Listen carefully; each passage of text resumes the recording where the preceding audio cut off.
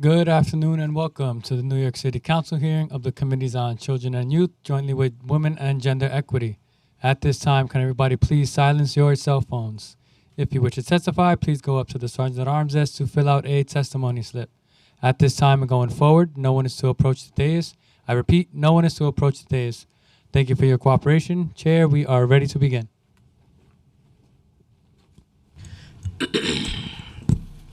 Good afternoon, and welcome everyone, and welcome to today's hearing on addressing needs of LGBTQ youth in the city child welfare system.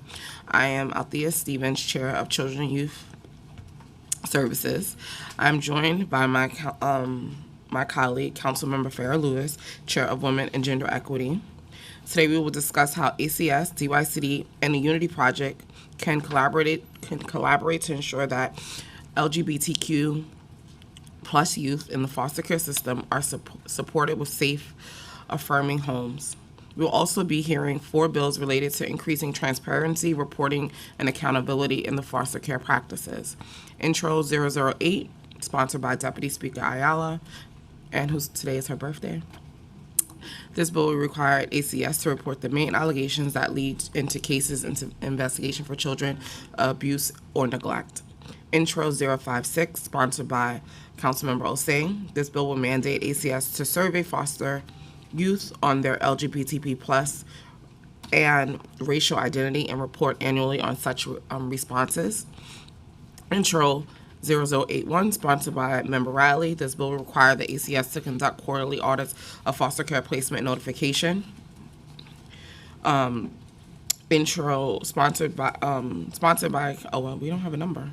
Okay, well, Councilmember Hudson is introducing a bill. This bill will expand the foster care youth experience survey to include questions about the treatment of LGBTQ plus youth regarding their gender expressions, gender identity, sex characteristics, and sexual orientation. LGBTQ plus youth are disproportionately represented in the foster care system, and often because of family rejection and social prejudices. Tragically, instead of finding refuge, many face further discrimination and isolation within the foster care. Those who feel unsafe frequently end up in the homeless and youth system, shelter system, an already overburdened safety net. This underscores the urgent need for affirming placements with long-term support systems that help those youth thrive as they transition into adulthood. ACS has developed policies to protect the affirming LGBTQ youth, including a commitment for staff to model appropriate and affirming behavior at all times. However, despite those commitments, serious claims of abuse, such as staff refusing to choose to use the names of or failing to recognize transphobic and having transphobic comments, continue to surface. This incidents make it clear that having policies on paper aren't enough. A focus of today's hearing is in understanding how ACS is enforcing the accountability mechanisms and functions or not functioning. It is not enough to issue guidelines. We need robust systems that ensure compliance, swiftly addressing violations, and implementing corrective action. I'm sorry, I'm just a little under the weather, guys. In response to those issues, the Ali Fuente Center have announced a promising new agreement with ACS to prevent abuse and create safety, more affirming home environment for LGBTQ youth and foster youth. We are looking forward to hearing more about this agreement and how it will be implemented and enforced. To achieve meaningful changes, we must ensure that ACS and DYCD staff, foster parents, and service providers receive comprehensive ongoing trainings on the needs of LGBTQ plus youth. This training should be beyond the basics, fostering a deep, unwavering commitment to treatment of those young people with the respect and dignity and cultural competencies they deserve. By creating affirming homes, enforcing policies, ensuring accountability, and supporting LGBTQ youth as they transition out of care, we can build a child welfare system that truly protects and uplifts all young people regardless of their identities. Thank you. I'd like to thank my committee staff, Christina, Elizabeth. Oh, you guys took your last names up because I always botched them. Oh, well, thank you guys. And the entire District 16, well, the entire A team, because we are the Sweet 16, for the hard work in preparing for this hearing. Now I'd like to turn it over to my co-chair, Councilmember Lewis, for her opening statements. Thank you, Chair Stevens, and good afternoon, everyone. I'm Councilmember Farrah Lewis, Chair on the Committee of Women and Gender Equity. I'd like to begin by thanking my colleague, Chair Althea Stevens of the Committee on Children and Youth for holding this important hearing. I would also like to welcome everyone who is joining us here this afternoon. We appreciate your time and participation. Under the best of circumstances, foster care poses many challenges for the children and youth who are participants within the system. We know that children in foster care enter the system with unique histories, including those of trauma and, in some cases, abuse. Add to that an overrepresentation of LGBTQ plus youth who are often thought of as the others. Within a system of others, if you will, we have a group of youngsters who are in need of care, understanding, compassion, education, and when necessary, behavioral health supports. In 2021, the ACS LGBTQAI Plus Action Plan reported that LGBTQAI youth were overrepresented in foster care, representing over 1/3 of the foster care population, and were more often youth of color.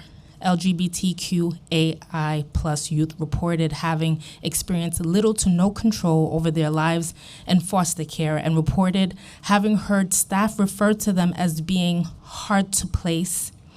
These youth reported feelings as they had very little support and were found to suffer from higher rates of depression and reported experiencing fewer feelings of optimism when compared to non-LGBTQIA youth in the foster care system.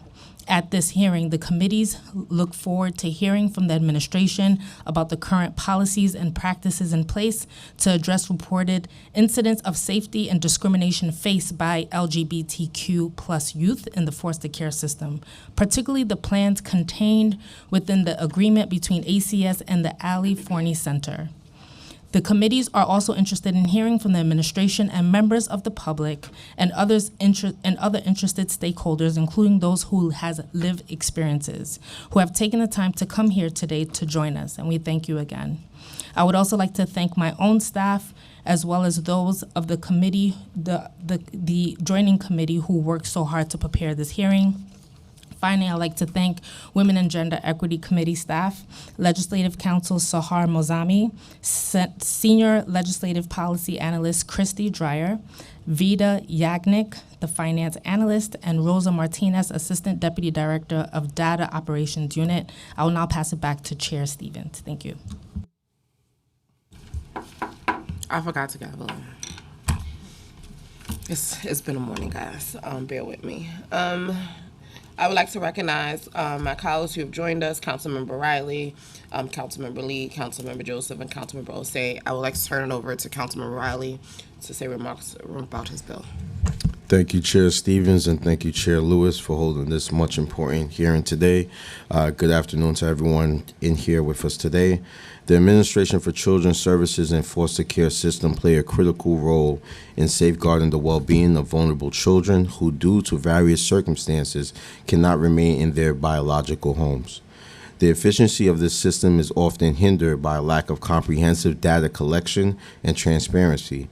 By gathering and analyzing foster care placement data, we can better understand the experiences of children in care to identify patterns, enhance child welfare, enable data-driven decisions, and ultimately improve outcomes. Comprehensive data on foster care placement notices will improve the systematic tracking of child's progress, needs, and outcomes, so we can create the stability that every child needs to thrive. With detailed records, social workers and policymakers can identify patterns such as the effectiveness of specific interventions or the prevalence of key issues like mental health concerns. This information can guide targeted support systems, services, ultimately leading to better health, educational, and social outcomes for our city's children in care. Increasing transparency in the foster care placement process can help foster families to feel more informed and involved, reducing the likelihood of placement disruptions and increasing stability that is crucial for a child's development. Transparency in placement will not only help to protect vulnerable children, but also foster trust within the community and among stakeholders. Making strides for accountability in foster care placement is essential for fostering trust amongst stakeholders, including children, biological families, foster parents, and the wider community. Furthermore, this bill will hold agencies responsible to meet deadlines, ensuring that they adhere to best practices and prioritize the well-being of the children they serve.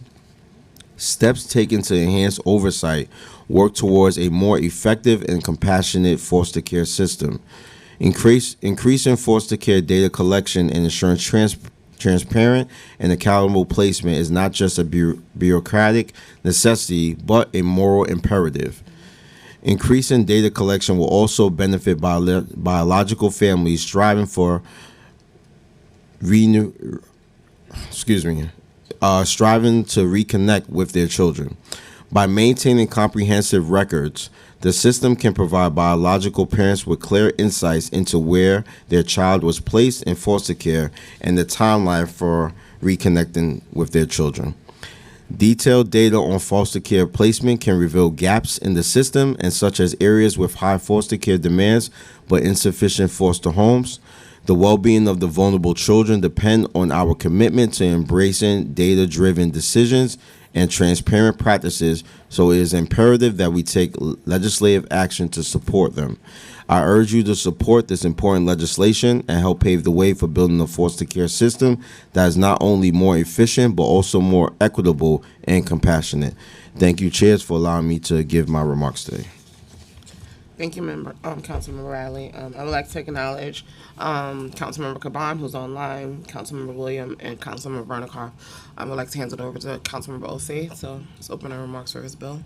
Thank you, Chair Stevens and Chair Lewis. And Chair Stevens, I hope you feel better. I know going through a committee hearing while feeling under the weather isn't the most fun. So I just wanted to share a couple remarks in regards to my bill, which is being heard today, Introduction 56. As many people may know in this room, it has long been known that LGBTQ youth are more likely to end up in our foster care system, where their needs are often not met. This is a compounding trauma, many times following years of abuse and neglect in and outside of the home. Government has a responsibility to care for these young people. We have a responsibility to be able to provide the best possible care as well. To adequately equip ourselves with the resources to tackle a problem, we need to understand its scope. Intro 56 will provide much needed transparency on LGBTQ youth entering and moving through the system. I encourage many of my colleagues who may not be on the bill to please sign on, and I would be remiss if I did not acknowledge all of the advocates and nonprofit organizations who have been pushing for legislation like this one, hearings like this one, and have really been sounding the alarm on this issue. Without you, we would not be making the progress that we are making today, and we would not be achieving some of the goals that we have set out to achieve in the future. Thank you. At this time, I'll turn it over to committee counsel to administer the oath. Hi, good afternoon. Please raise your right hand. Do you swear to tell the truth, the whole truth, and nothing but the truth before this committee and to respond honestly to council member questions? Yes. Thank you. You may begin when ready. Good afternoon. I'm Jess Danhauser, the Commissioner of the Administration for Children's Services. Thank you, Chair Stevens. Allow me to add my hopes for you feeling better soon. Chair Lewis and members of the Children and Youth Committee and the Women and Gender Equity Committee for holding today's hearing on this very important issue of addressing the needs of LGBTQ+ youth in the city's child welfare system.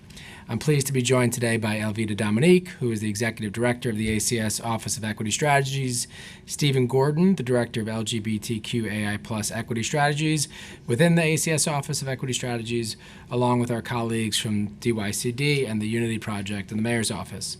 It is of utmost importance to ACS that all youth and families who come into contact with ACS are treated in an affirming manner.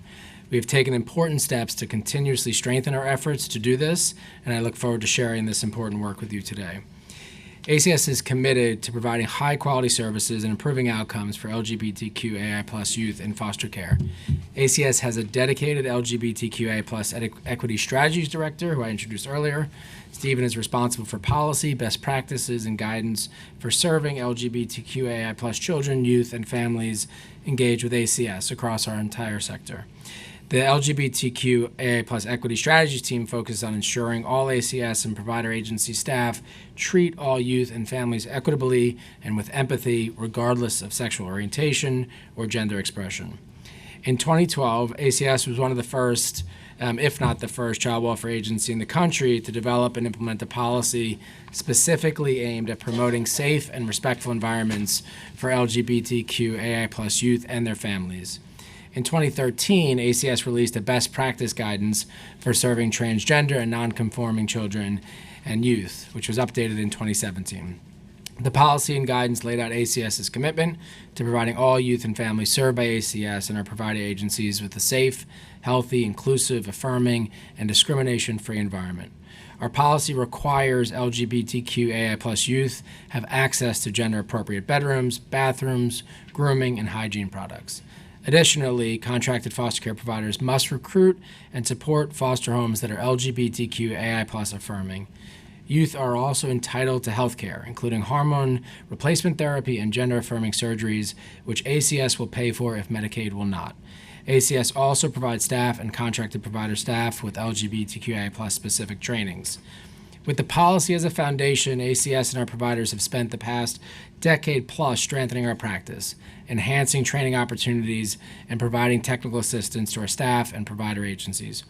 All ACS and ACS provider agency direct service staff supervisors, and foster parents are required to participate in the ACS LGBTQIA+ training upon orientation and every 2 years thereafter. ACS remains committed to creating and nurturing a safe and affirming environment where all young people can thrive, no matter their sexual orientation or gender identity expression. ACS also contracts with 14 residential foster care programs that all provide affirming placements for LGBTQIA+ youth, including 5 group homes operated by SCO, which are specifically dedicated to LGBTQIA+ youth. All youth in foster care have access to individual counseling, educational support, health and wellness services, and a Fair Futures coach while they're in care and after. In 2021, after an initial survey and focus groups found that more than 1 out of 3 youth in foster care ages 13 to 20 identifies as lesbian, gay, bisexual, transgender, queer or questioning, agender or asexual or intersex, which is disproportionate to the general population. ACS released an action plan to strengthen our work specifically as it relates to youth in foster care. The action plan included a dedicated LGBTQIA+ committee as part of the larger ACS Youth Leadership Council, working with foster care providers on foster parent recruitment strategies and training, updating the 2012 policy, strengthening training for staff, adding SOGI questions to the annual survey of youth in foster care, and strengthening the services and supports for LGBTQIA+ youth in foster care. ACS has made a great deal of progress since the release of the action plan. In addition to the creation of the YLC committee, we've created new trainings for staff, both a foundational training and a refresher training, and for foster parents as well.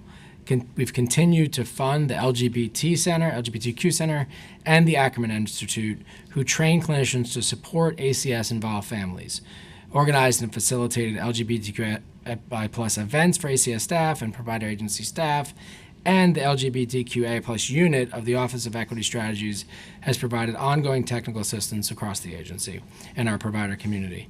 We also added SOGI questions to our annual Youth Experience Survey, and in the most recent survey, 2024, 35% of the youth surveyed did not identify as heterosexual. We're also in the process of updating our policy, which when completed will be more user-friendly and incorporate a stronger emphasis on the needs of trans and gender non-binary, non-conforming youth in the policy itself. We have sought external stakeholder and youth comments on the policy throughout the drafting process and look forward to releasing the policy for more formal comment in the coming year. Finally, the Office of Equity Strategies teams remains an ongoing resource of support both within ACS and to our stakeholders. In any instance where there is a concern about the treatment of a young person or family, it should be immediately brought to their attention so that it can be appropriately addressed. ACS continues to have LGBTQI plus point people, identified champions at our foster care provider agencies. These point people are empowered and trained to report any complaints or concerns. If there is an incident, providers share a summary, case information, and the staff involved so that ACS can speak with all parties and collaboratively develop a plan to respond. This past summer, our colleagues at the Ali Forney Center approached ACS with their experience, which brought to bear that there were additional efforts that ACS needed to make both internally and with our providers and throughout the child welfare continuum. We are grateful to the Ali Forney Center for the ongoing collaboration and our shared commitment to work together to strengthen our practice. Since coming together this summer, ACS has taken additional steps to address the concerns raised. This includes the ACS Division of Child Protection has identified LGBTQI plus champions and point people from across our borough offices and our Emergency Services Office. The Office of Equity Strategies will be regularly meeting with the point people to provide information on best engagement practices and promote ACS's existing mandatory LGBTQI plus policy and youth engagement trainings. The Office of Equity Strategies is attending DCP zone debriefing meetings to provide information and presentations on best practices of engagement with LGBTQI plus youth. The ACS Division of Child Protection is creating a strategy for centralizing complaints from RHY providers and flagging those complaints so they are reported directly to ACS senior leadership, up to and including myself. The Office of Equity Strategies has reached out to the state to flag the issue of SCR workers dead naming and misgendering youth. The Office of Equity Strategies is currently working with the ACS Division of Prevention Services to discuss how to enhance services for LGBTQIA plus youth and their families. And finally, ACS is also taking steps to strengthen our partnership and relationship with DYCD's RHY providers so that we can collaborate on serving needs of any young person we are partnering to serve. ACS appreciates the City Council's ongoing interest in our work, and we look forward to discussing the 3 bills from today's hearing in more detail.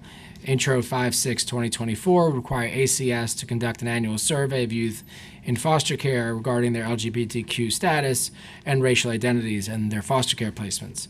ACS appreciates the Council's interest in this type of information regarding the youth in foster care and look forward to discussing ways to enhance the current annual survey of foster youth required pursuant to Local Law 146 of 2016, which is published annually as the Youth Experience Survey. Intro 8/2024 would require ACS to report on allegation types in child protection reports. This bill would include allegation types that are not specifically included in state law and would not be able to be reported in the manner detailed in the state statute and state database ACS is required to use. Specifically, the state allegation is drug alcohol misuse, and the proposed legislation would require reporting marijuana-related allegations separately, which is not feasible. Notably, the use of marijuana is not an actual allegation of abuse or maltreatment. For any substance misuse, legal or illegal substance, it is the impact of the misuse on the ability to care for the child that could create maltreatment. ACS looks forward to further discussions of this bill with the Council. Intro 81/2024 would require ACS to conduct quarterly audits of foster care placement change notifications. Informing Council when children have placement changes is critically important. ACS looks forward to discussing with the City Council ways to enhance our practice to ensure Council is aware of placement changes. It is of utmost importance that all youth and families we serve are treated and cared for in an affirming manner. We are committed to ongoing training and technical assistance for our staff, provider staff, and foster parents, as well as services and supports for youth and families so that we can make sure that this is the manner in which all youth who come into contact with us are treated. We look forward to the ongoing partnership with the Ali Forney Center so that we can benefit their expertise in this area, and we look forward to this conversation today. Thank you. Well, thank you. Thank you for your testimony. I'm going to jump right into it, and I'll just start with last year as the chair of Children and Youth and having ACS added. It was my first year to host Shadow Day here at Chambers. It was amazing. We had a lot of really amazing young people. But one of the things that was like most alarming to me was one of the young people, she came in with a list of legislation. Yeah, she had a list of legislation and was very adamant about her treatment in foster care, and a lot of the treatment was because she identified as LGBTQ youth. And so that sparked my interest in the sense of like, well, what is really happening in these homes? I know we have a lot of questions around some of the policies for staff, but I was more curious about like the side of like, how are we recruiting for these families and what does this look like? So my first round of questions is gonna like kind of focus more on that. Because like I said, it was just kind of alarming with some of the things that she said she experienced, and feeling like there was nowhere for her to turn to get support. There was a whole nother host of other things that they talked about that we'll be having another hearing on. But I just want to say I wanted to just uplift her, because the courage for her to come in and have not only have legislation, but also was able to kind of talk very freely about that experience. So, and as always, Ali Forney, who I love and partner in this work that I've been doing since I started, that their report also highlighted a lot of this stuff as well. So thank you, Ali Forney, for putting together your report as well. But my first question is, at what stage of the foster care intake process is a young person asked to identify as LGBTQ+, and does the young person have an input on their foster care placement? So, first of all, thank you, and thank you for uplifting that young person. We too are meeting with young people, hearing from them, understanding their experience, and trying to make it as affirming as possible in all of their experiences and in their full life. We do not ask for that information upon entry into placement. We have determined that the better way to approach understanding the needs of young people is for our staff to get them to know them well. Obviously, the case planners at provider agencies, coaches now, who I think are an even safer place for young people to have conversations, because they're not responsible for things like court and other parts of the foster care system. We also provide them Know Your Rights pamphlets, which include contact information for equity strategies and for Stephen and his office to make sure that young people know there is a place to turn. You need redundancies when you're working with young people. I know I'm talking to someone who works with young people a lot, right? And so we are constantly trying to reinforce the message that they're available, that we are available, that we are listening. So we have activities to bring young people together. Young people are our best recruiters of other young people, to get them to the table, to understand that there are supports here. We start in the placement process, of course, by looking for family. And so about half of young people who come into our care are going directly to a family member.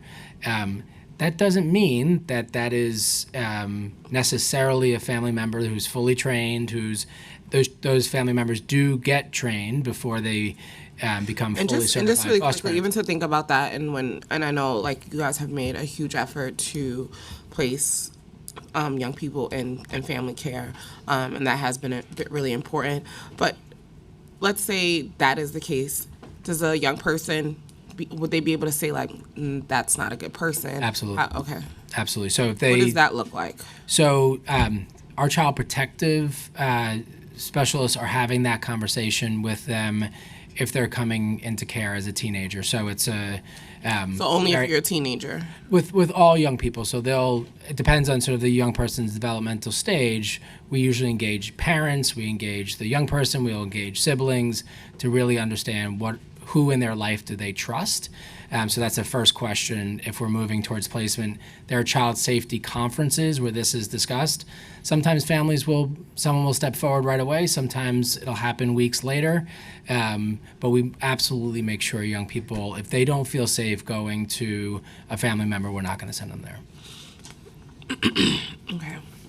What's the cultural competency training do foster care parents receive to ensure that they're providing any affirming homes for LGBTQ youth? Is there training part of a broader course in foster care parenting, or is there a standalone course focused on best practices for caring for LGBT youth foster care? Also, please be specific whether the training is delivered online, in person, and is it repeated annually? So every foster parent is trained in our foundational training, and it's repeated twice a year. The foster care agencies are typically delivering that training. We work with Planned Parenthood to update that training and help us to create the best possible contemporary training for this. I'm going to ask Stephen to talk a little bit about what we did with Planned Parenthood. But every single foster parent has to agree that they're affirming. It doesn't mean that that is something we just assume. We ongoingly assess that and go through the training, and then they do it every 2 years, all staff as well. And okay. Oh yeah, go. I would like to acknowledge Councilmember Mena, who's also trained us. Thank you, Commissioner.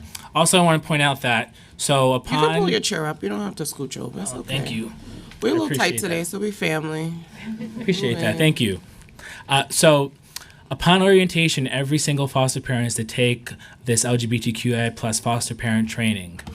The staff that provide this training, when they're certified to do that, they're also trained to look for red flags for foster parents that might be unaffirming, they may be seeing trends of homophobia, transphobia, so that they can then alert the foster care agencies leadership to say maybe this foster parent isn't right, maybe this foster parent should not be certified.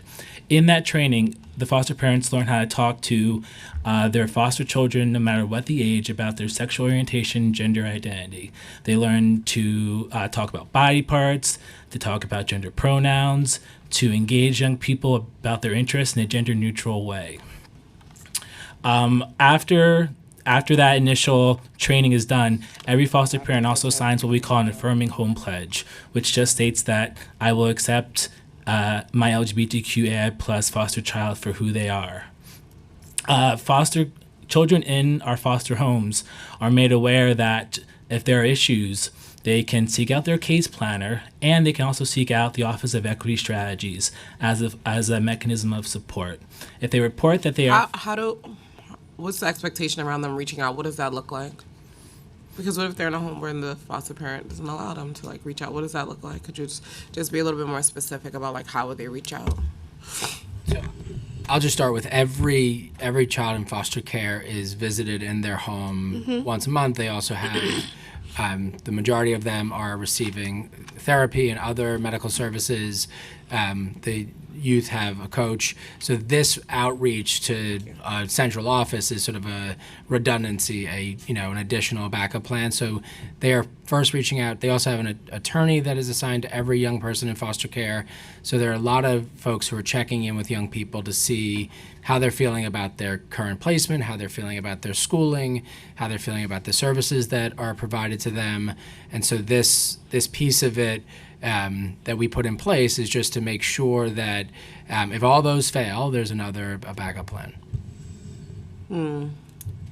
Okay. Are you done with the whole thing with the training? Because I know you were talking. Yeah. Okay. Is it done online or in person? Our foster care agencies are trained to provide the training via either a Zoom or in person, depending on that's at the agency's discretion how they want to provide the training, and really they're going to assess what's better for the foster parents in regards to scheduling, etc. Every foster home goes through a home study, however, that is in person, that is there's reference checks, there's checks around income security and a full, which we can talk further about, for every young person in care.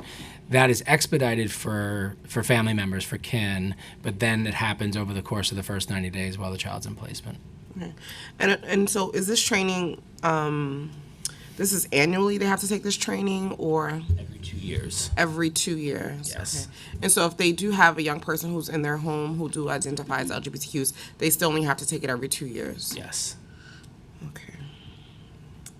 Has ACS faced challenges identifying foster care homes that affirm LGBT identities?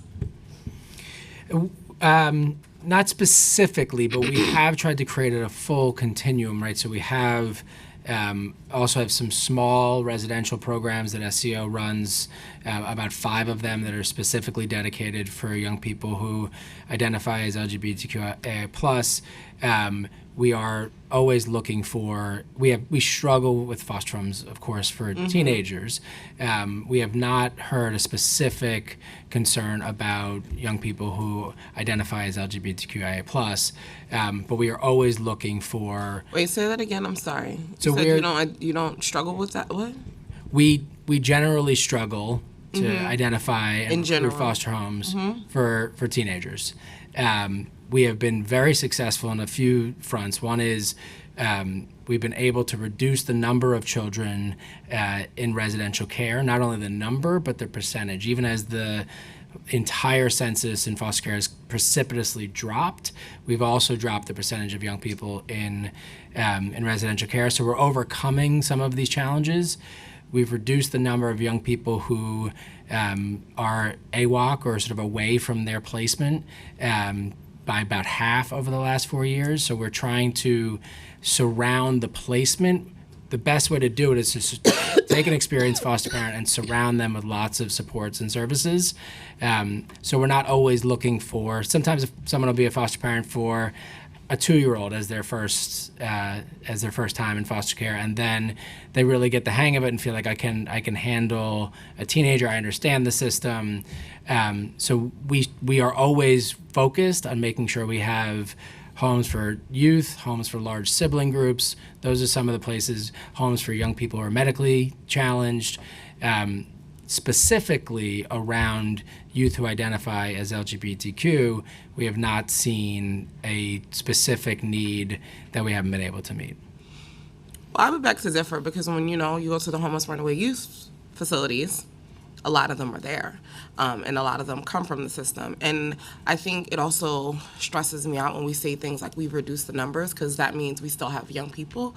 So yes, that's good, hooray for doing our jobs, but we also can't forget that there's still young people there. So yes, we should be reducing the numbers, right? And so I just always get really weary, like, yes, we're doing our job, great. But we still gotta make sure that we're supporting these young people, because we know it's hard, especially for teenagers. But again, when you look at which is why DYCD is here, right? And made sure they were here because a lot of those young people end up in their drop-in centers and in their shelters because they're leaving these homes because they're not getting the care and affirmations that they need.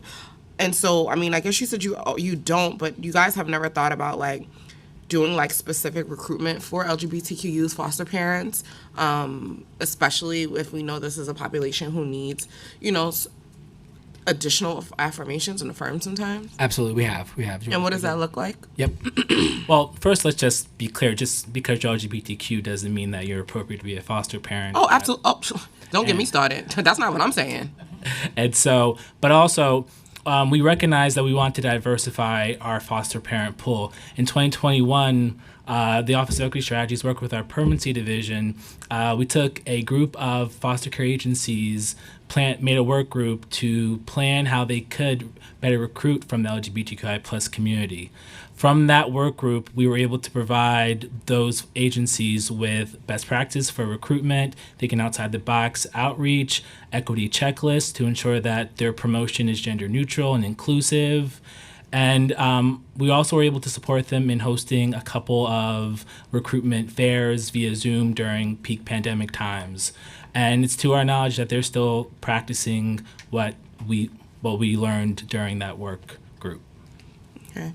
Yeah, because I also want to make sure that we're being inclusive of when we're recruiting, because people also want to feel like they're part of things. And so we should make special efforts to make sure that we're recruiting in all communities, because we just want good people. Yeah. And I want to make sure that we're also recruiting in that community as well, because they make great parents as well. Absolutely. Are foster parents or families informed of a foster youth if they identify as LGBTQ youth, and do your current policy allow for them to decline a placement?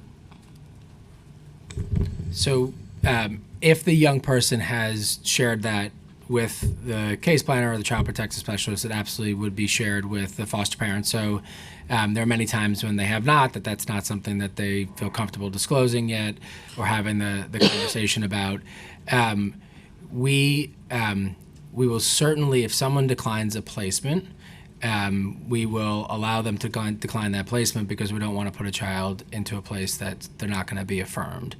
But you cannot be a foster parent in New York City unless you're affirming, and so we move to assess that home and often to close that home if that ends up being the case.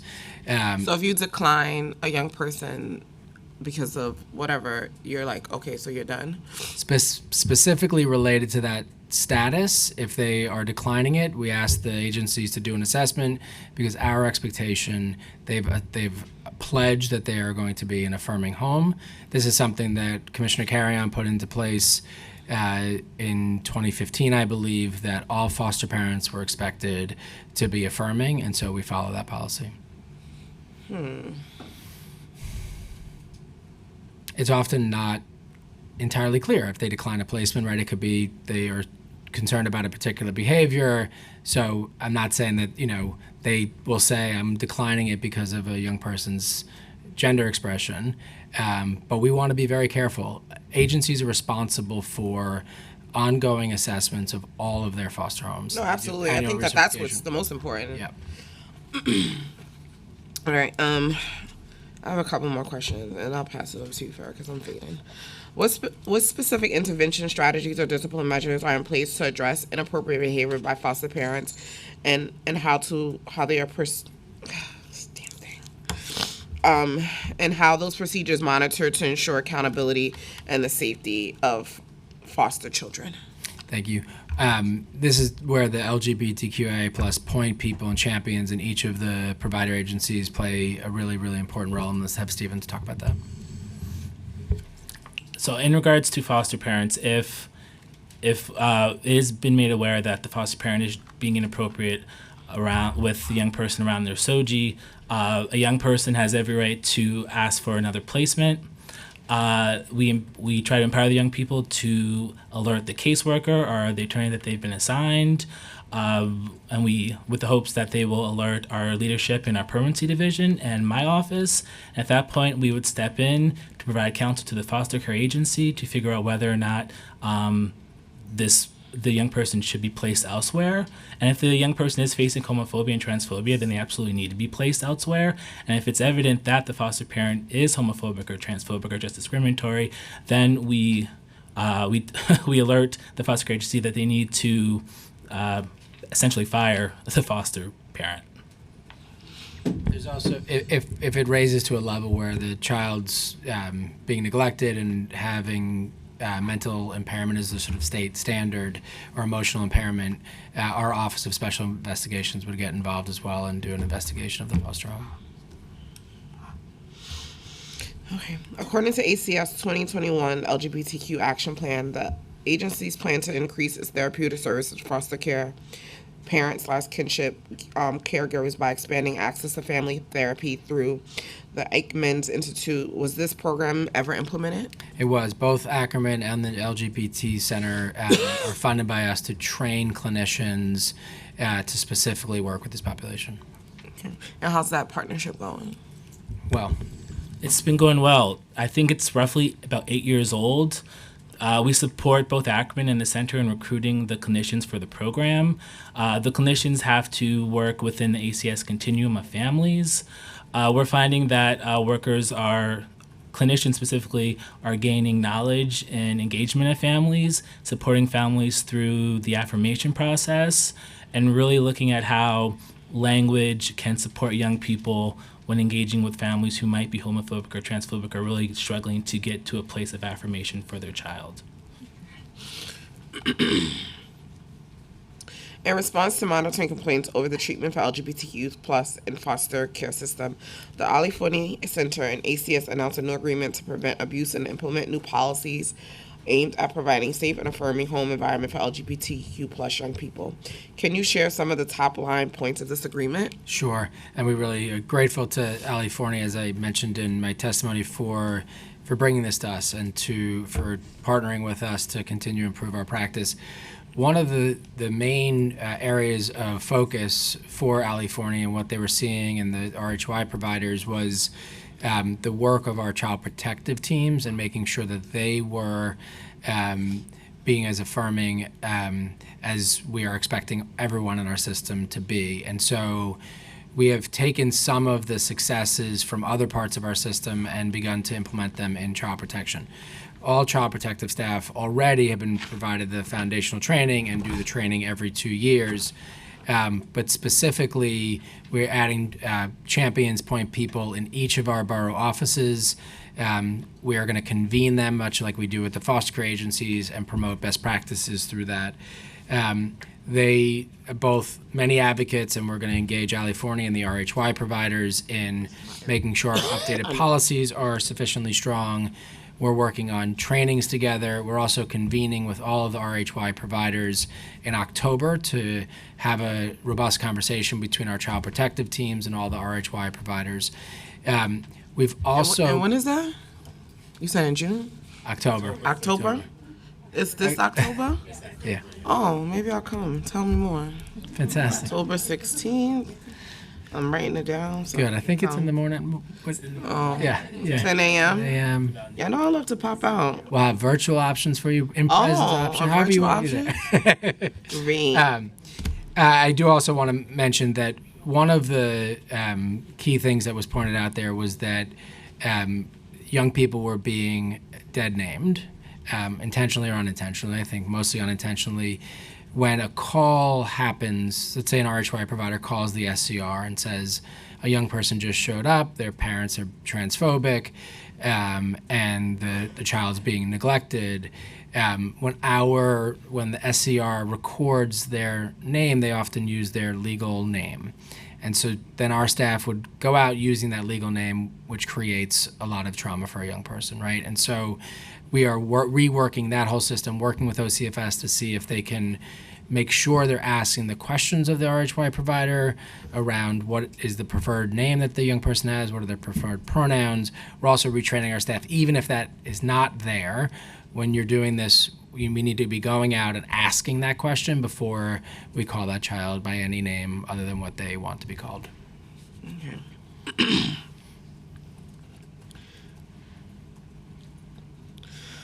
I think that's all the questions I have for right now. I'm going to pass it over to Councilmember Lewis, and I have some questions for DY City, but I'll do that after she. Thank you, Chair Stevens. Good afternoon again. Good afternoon, Chair. Some quick questions for ACS.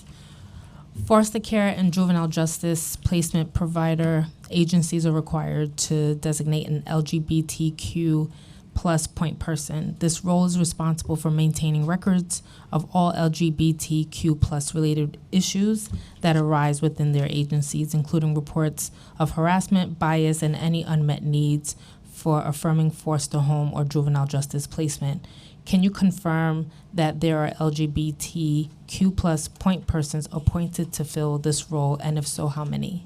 Yes, we have 26 foster care agencies, and I believe we have 37 point people, because some agencies, 34, some agencies are spread out geographically by different programs, and so they have more than one. Can you name those agencies? I can name a lot of them. They're all the top foster care three. agencies. I don't want to say who's the top Okay, fine. three. Children's Aid, SCO, Graham Wyndham, New York Foundling. SEO we're familiar with, right? Yeah. Good. Are foster youth informed that LGBTQ plus point persons exist? I think you highlighted that in the previous questions that the Chair Stevens stated. Yes. And how are they able to report issues of harassment and bias to these point persons? So through their any way they want to report it, through their case planner, through their coach, if they have a therapist, through their attorney, and we are educating all of those parties to reach out to us as well, both to the point person, and the point people can reach out to Stephen and his team. In 2023, how many claims of bias and discrimination related to foster youth placement were recorded by the LGBT point person at ACS? So for our central office, it was 5. I'll let Stephen talk a little bit about that. We know there's other issues that have been resolved at a lower level and did not need to come there, so I don't want to inaccurately say that we think that's the full universe, but 5 where we got deeply involved. Thanks, Commissioner. Yeah, the 5 that were reported, we worked with the foster care agency and the young person to resolve the issue. We interviewed the young person to ensure that they still felt safe in their placement and with the agency, and we made it essentially a corrective action plan with the agency. We are seeing more and more of professionals in foster care agencies be proactive to reach out to us if they're struggling with a case plan, trying to figure out a young person's housing plan or a young person's mental health medical plan, that our office also provides technical assistance around. And would you say that's the same amount that was stated? Was it the same amount that requested to be removed from placement due to those claims? We had no young people in 2023 that asked to be removed from their placement because of bias or discrimination based on their SOGI. Thanks. Sure. Can the agency please detail what is included in the mandatory LGBTQ plus cultural competency training ACS staff are required to complete before hire? If you could please specify whether the training is online, in person, and is this training taken annually? Sure. Thank you for that question. Training is really critically important to the agency, our large workforce. Our training is required to be taken every 2 years by direct service staff, their supervisors, our provider agency direct service staff, and their supervisors as well. The foundational training that you referenced, Chair, really references or outlines our LGBTQ youth and care policy that talks about engagement, pronouns, chosen names, how to safety plan, best practices for creating affirming and safe environments. We have a refresher training that's taken after the 2 years after the initial training that really builds upon that knowledge of how do you build an appropriate case plan, how do you engage a young person around transitioning, how do you help young people find outside supports and communities. Okay. Is ACS considering providing additional guidance for staff on how to identify homophobia, transphobia in foster homes? What methods of intervention are being explored to ensure that these inappropriate behaviors are being addressed and corrected? For us, and as Chair Stevens opened with, it's really about implementation. We are revising our policy, but it's around having these redundant systems that continue to communicate out to young people that they can share with us, share with someone that they trust. The addition of coaches for young people and them all being trained in this as well. So what we're really think is sort of the foundational basis of this is that the young person is somebody that they trust and that they can have these conversations with. So we are constantly working to build that and bring more resources to bear to young people. And so we expect that our agencies, they really understand young people. There are times when young people are first coming into foster care or have had an experience in foster care where that trust wanes. And it's our job to make sure that they have any avenue that they want to take to connect with us and to get the support that they need. Okay. This is a quick question on the Unity Project. The Unity Project is tasked with working across agencies to address issues facing the LGBTQ community in New York City. One of its 3 core focus areas includes addressing acceptance and anti-discrimination. Can you share with us what the Unity Project has been doing in terms of supporting LGBTQ foster youth? Yeah, so... Oh, if you could turn on your... Thank you, and thank you for that question. So this is a very important issue here in New York City, across the nation, and it's one that I often think about, whether personally, professionally, is how to encourage this sort of acceptance, particularly for LGBTQ plus youth. And so starting out in the beginning of the administration, the mayor hosted a number of different roundtables, and coming from those roundtables was a focus on LGBTQ plus youth and encouraging this sort of acceptance. And so we were happy to begin developing with the Department of Health and Mental Hygiene the Unity Project Family Acceptance Program. This program runs through CAMBA, and it focuses on a multi-pronged approach to ensure that LGBTQ plus youth are able to find and live with affirming caregivers. And so that multi-pronged approach includes various multimedia that really encourages and allows people to see how being an affirming family makes an incredible difference in the lives of LGBTQ plus youth, and how different people go through different phases of acceptance and what that means for their youth. The program, in addition to this multimedia component, in addition to the social media, includes education. And so that is education on sexual orientation, gender identity, gender expression, and gender. And then it also includes a number of different resources. There is a wonderful reading list that is included as part of it, and other materials on basic vocabulary that really get families and caregivers up to speed and understand basic LGBTQ plus cultural competency and the overall importance of creating this sort of affirming environment, not just up until 18, but how that has lifelong impacts for LGBTQ plus people. And then the last point that I will finish off on regarding the program is that there is a component of therapy, whether that is group and peer therapy or one-on-one counseling for families. Chair Stevens has a quick question based off your response. I just because the Unity Project, honestly, I did not learn about what you guys did until we were preparing for this hearing. So I just have a little bit of questions around clarity. And so are you like working with are you working with providers? Are you more of a go-between like, you know, ACS and like DYCD? I'm just trying to get a better understanding of what this is. Yeah, that is a great question, and I often get that question. So Unity Project is the LGBTQ plus programs division at the Mayor's Office of Equity and Racial Justice. The way that it works is developing and funding various innovative programs and initiatives across city agencies. So I mentioned DOHMH. We have also worked with ACS on various programs. That is one part of the work. There is obviously a significant amount of community engagement. So to your second point, yes, there definitely is significant go-between between the community and the different levers of government to make sure that services are being rendered and that they're culturally competent services. Okay. Just piggybacking off of that question, has the Unity Project worked with ACS, DYCD when it comes to their respective policies regarding LGBTQ youth?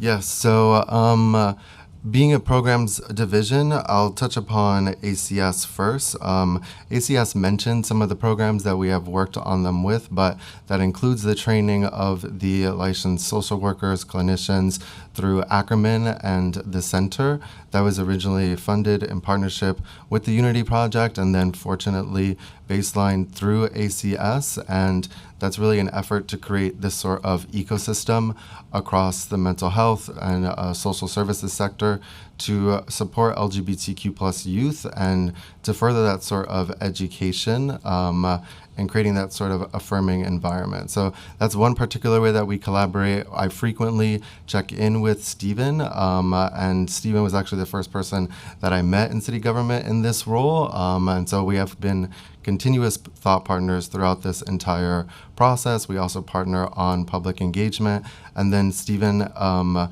is well aware of the Family Acceptance Program and has the information on that to share within his respective network. Kamba has also reached out to Stephen at ACS, and so it's important that we have that sort of integration with this program and that program in particular is well placed to serve a lot of the needs related to ACS.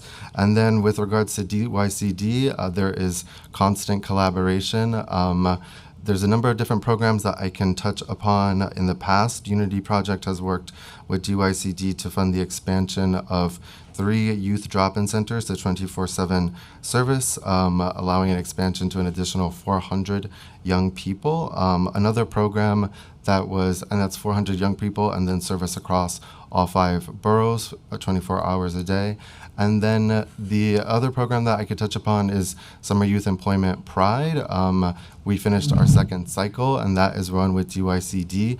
We see significant challenges for LGBTQ plus youth, particularly in educational contexts and then employment, and that I think is compounded given some of the challenges that we see today in youth experiencing and facing homelessness and family rejection. And so creating a sort of opportunity for them to lift themselves up, for them to be acclimated to the workplace, for them to be able to have various experiences and learn in that sort of manner, I think has been really important. And we do that not only with our agency partners, but also with our community partners, such as the Ali Forney Center, and they've been absolutely instrumental in that sort of programming and really connecting their youth to that programming. And as I mentioned, really ameliorating any sort of challenges that come up, whether it's challenges with documentation, whether it's challenges with recruiting youth. And so fostering that sort of connection between the agencies and the government and then the nonprofit sector. Thank you for that. I have two more questions, and I hand it back to Chair Stevens. When Chair Stevens asked you a question, you had mentioned roundtables. So the Unity Project was created under the former administration, under de Blasio, now under the Adams administration. How many roundtables have you been hosting under this new administration? So during this administration, there has been 3 roundtables in total. 2 that's the first one was the LGBTQ plus roundtable at the start of the administration. The second was the TGNCMB People of Color roundtable, and then recently there was an LGBTQ plus roundtable. That is one forum for this sort of community engagement. This engagement is ongoing. Additionally, there was recently a roundtable in August related to TGNCMB safety matters. So that is an opportunity to bring together different CBO partners, but engagement of that sort happens whether it's in a roundtable or some other format, check-in with various community-based organizations, not only at roundtables and not only during Pride, but really year-round. There's oftentimes where I meet with the Ali Forney Center every single week and sometimes more than once a week, and so those are ongoing discussions. Roundtable, I think, is one source where people are able to share that sort of information and have that sort of thought partnership across the administration. But it's certainly something that is important so that we're not just working in some sort of silo here. Thank you. I have a quick legislative question. The pre-considered introduction on today's calendar would expand the Foster Youth Experience surveys that ACS distributes to include specific questions about the treatment of foster youth related to their gender expression, gender identity, sex characteristics, and sexual orientation. If passed, how does ACS plan to use the feedback to drive policy change regarding the LGBT plus foster youth placements? We're very interested in speaking to the council further about this, and we have this annual survey. It's a really important source of information for us, both on the representation of young people, LGBTQIA plus young people in our system, their satisfaction with our system. We take all of that survey result and not only produce a report, but we reflect on it. We reflect on it with our providers. We build strategies off of it. Many of the ones that we talked about today came from that. We'll also digest it with our Youth Leadership Committee, including the subcommittee for LGBTQIA plus young people, to really help understand with them, sort of understand what are ways we can get better at this area, how can we build on this area of strength. So we'll want to have that conversation with young people to make sure we're getting it right. All right, thank you. I'll yield back to Chair Stevens. I just have a couple questions with UICD, so I think we need to make a little room. Amy's here. Okay. Oh, okay, great. Assistant Commissioner for Runaway and Homeless Youth. Okay, great. All right, so given that LGBTQ plus youth aging out of foster care system is this disproportionate with their placements often enter the homeless and runaway youth system, how does the DYCD coordinate with the ACS to address the unique needs of those young people, and what specific supports are in place to ensure access to essential services? If a youth ages out of ACS care and ends up in our system after, I guess, their discharge options failed, is what I'm hearing. How do we work with them? But we try to connect them back to ACS. ACS has a unit that's specifically designated for older youth that have aged out of the system. So if they're still eligible to come back into the system, our first option is to connect them to that unit to make sure that they could explore all of the options that's available to them through foster care. Could I add, Chair, that we do not discharge young people to homelessness. There are, and we've been reducing the number of young people aging out of care, and we're focused on them, as you were saying earlier. So we've been increasing housing options. So young people who age out of care at 21, most of them actually stay past their 21st birthday as we're working on housing options, whether that's City FEPS or Section 8, some of the emergency housing vouchers or NYCHA or supportive housing. There is a group of young people, less than half of the young people who quote unquote age out, who sign themselves out of care at 18, 19, and they might be going to a family that they think is appropriate. If that disrupts and they end up in the RHY system, that is possible.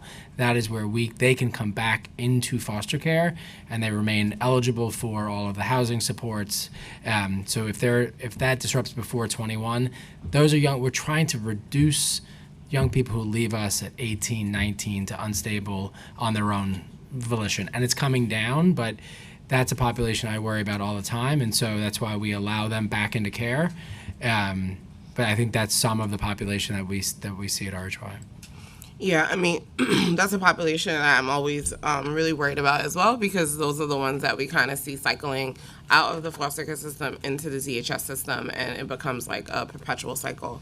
And so I know that there's things put in place, but sometimes I don't know if we're catching all the ones that we should be catching. I think some of my colleagues, I think he left already. What anti-discriminatory policies and training does DYCD have in place to ensure that runaway and homeless youth shelters are inclusive and affirming in LGBT youth? Additionally, how does DYCD monitor and ensure that the shelter providers remain compliant with those policies and agency and guidelines? The providers are required to complete training annually. Every person who works for one of the provider organizations is required to complete LGBTQ sensitivity training to understand LGBTQ issues. So in our audits, in our reviews of the programs, we go out and we check to make sure that every staff member has competency in that area. How does DYCD gather feedback from LGBT youth that are experienced within their programs if it's funded? And how often is feedback used to drive policy and programmatic change? So if a youth within the DYCD system has a complaint, there's a complaint process that they can follow that would allow them to speak directly. Can you talk a little bit about what that process looks like? It requires them to call 311, and then through 311, they're connected to our unit, and we would follow up with that youth directly, personally, to hear the story and try to resolve the issue that they may have had with their provider. I didn't know that it required them to call 311. How do you get that information out to the young people to have that? In all of the programs, whether it's residential programs or drop-in centers, there are flyers that are required to be posted in conspicuous areas that has the information to how to reach out to us if they have a complaint. And every time one of our program managers make a site visit, they're required to check and make sure that that poster is posted in a conspicuous area. It's part of their evaluation process. Yeah. We ever thought about having that part of the intake process to give that information out? Actually, we recently, maybe about 6 months ago, required that flyer be included in the handbooks that are handed out to youth when they enter into the programs. So it's part of their intake packet, information that they take away from the intake. Does DYCD track data relating to a number of homeless and runaway youth that are aging out of foster care and transitioning into DYCD? And if yes, if the information aggregated, how many of those young people identify as LGBTQ youth? As Commissioner Danhauser just said, we do not have youth that discharge from ACS to DYCD. That's not a thing. It's kind of our question because they don't necessarily discharge, but we know that they sometimes bounce back and forth between the systems. And so do you guys track that information, and are you tracking to see like any who might be LGBTQ youth or? So upon intake, we do have the question of their child welfare involvement is a required question on all intakes, as well as questions about their sexual orientation and gender identity. So this is information that we have available to us that we're able to track. And so if a young person does show up at, let's say, at one of the RHY facilities, and they are saying they come from ACS and not being discharged, but they are like running away or whatever, what does that look like? What does that process look like? I think that if they ran away, because it's situational, we would try to connect them back to their foster care agency. The foster care agency still has planning responsibility for them to see if they can get back into a foster care bed if they're run away and they're still in foster care. But if it's a situation where that person has, let's say, aged out of foster care system, went into their own apartment, something went wrong with that, then we would reach out to the older age unit to get them reconnected to the foster care resources that are still available to them, if they are still available. Okay.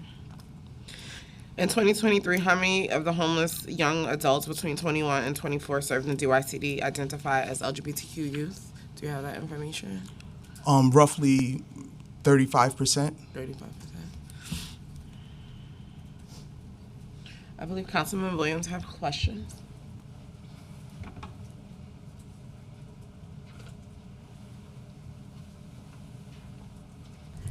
Hello. I'm going to ask questions that Councilmember Riley had. On his bill. Hello, Commissioner. Councilmember. I think it's this one. Okay. The audit would include a review of instances in which a notice was not provided as required, the time elapsed between a change in foster care placement and when the placement notice was provided, when notice of the change was provided, the attorney for the child, and a summary of the information that was missing from the notice. So the question is there any compliance concerns about the foster care audit bill?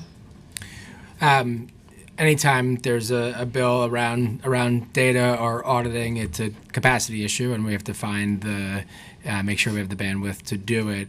But Councilmember Riley's focus here is really important. We want to first of all, reduce the number of young people who are experiencing a movement in care. Most importantly, that has come down in the latest MMR, and so we're making progress in that regard. It's also really important that their attorney, that anybody in their life knows that they have moved foster homes. And so the focus here is one that we very much welcome. The mechanism that we use to oversee it and make sure it's happening is one we'd like to be in discussion about.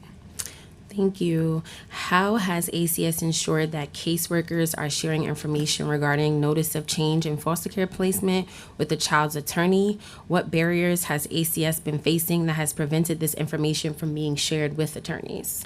So our Family Court Legal Services team oversees this process. So agencies will communicate with the FCLS attorney, who will share that with the child's attorney, will share it with the parent's attorney. There are, sometimes challenges in communication, but we speak to the providers regularly to make sure that they're communicating with everybody and that they're communicating in ways that are timely. We think by and large we are meeting the mark here because we've got lots of redundancies put in place. So each agency is required to put this in the system to make sure that the right foster parent is getting paid, that they have QI systems in place, and that they're flagging it immediately to the FCLS attorney. We also have in place conferences that come together when there's a potential for a move. Say a young person suggests that they want to move, or a foster parent needs help. We try with placement preservation conferences. We try to come together and say what services could happen here. Is there services we could do together, foster parent and young person or parent, and see if there's a way to preserve that. If it's not able to preserve and the child's moved, now we're doing a more planful move, and we're able to. So the more often we're doing those planning conferences and doing a planful move, the easier it is to make sure we're communicating around it. When it happens on an emergency basis, which is more rare but happens, that's where we sometimes see some breakdowns in communication. But we really want to make sure that their attorneys know and are working hard to do it. Okay, and can you just help me understand the internal operations of foster care in general? So I know like a lot of the foster care services happen to be carried out by providers. Mm-hmm. And so in terms of like actual government ACS workers? What is the feedback loop between ACS and the providers? Because the providers are really doing like the day-to-day work, and I'm just trying to understand internally, like, what is the feedback loop if something does happen in an emergency, or an agency needs to take a particular action. I know they're not like calling it ACS to say, hey, can I take this action? I think they're probably like taking action, but just wanted to know like the feedback loop back to the agency and the child. Yeah, and we would love to set up some time with you, Councilmember, to talk through that. Deputy Commissioner Mendez and her team have an office that we call shared response, so it's shared with the agency. Any emergency situation, any major decision that they have to make, that's available to them, and it is well utilized. We also have circumstantial, so if a child's going to move or there's a decision around adoption or reunification, there are conferences that are convened. Our staff will facilitate most of those conferences. Some of the conferences are facilitated by providers. We also have a robust oversight looking at every agency's data around how often children move in their care, how often children are going home safely, how often they're contacting children. We do case record reviews of all agencies. That gets rounded up into a score for the providers, and we meet in a process that we call continuous quality improvement, where agencies identify their areas of greatest strength and areas of greatest weakness with us, and we develop plans to resolve those.